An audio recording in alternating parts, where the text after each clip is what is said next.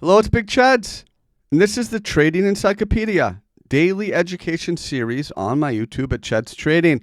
Find me on Twitter at Big Chads and Bitcoin Live, where I'm a founding analyst. For today's lesson, we're going to take a look at another selection from my fourth book, Trading Wisdom, Part 2, the Trading Journal, why you should use a trading journal, how to fill one out, sample trading idea setup, sample trading journal entries, all that good stuff. I'm making the entire book free in the encyclopedia. Of course, you can get it on Amazon, but let's take a look at the good trader habits. This is a selection from chapter 4, which is good trader habits. And, you know, it's important to have them. It's important to have a well thought out plan and take your trading seriously. And remember, any routine, any good routine is built on healthy habits. Let's talk about one of them, taking a break after losses. This is so important.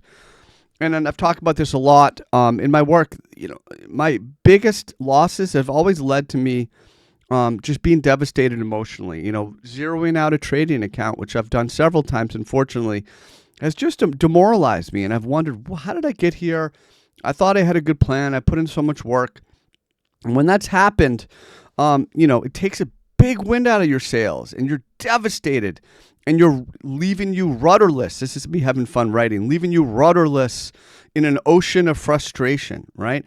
It's such a big emotional impact that you can't understand it in the moment. You need to take time to understand it. You need to take a break. And what I've done is taken usually at least a month off. When I zero out a bank account, a trading account, I take at least a month off and I go read a textbook, right? That's what my secret is, because if you continue to trade after that loss, you're still holding on to all those negative emotions. You're in the back of your mind. You may not even realize it. And you're going to be revenge trading. You're going to be FOMO trading. You're going to be unable to think clearly, unable to wait for real opportunity and to be able to execute it. You know, I talked about buying when you're scared, when there's a really good setup. Well, you won't be able to do it.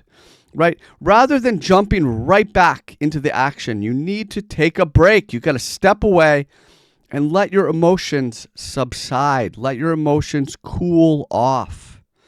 Because after a big loss, you know, you can be tempted to throw money right back in and try again. And you're almost like wanting to punish yourself because you're going to lose money again. Like you're numb to losing money.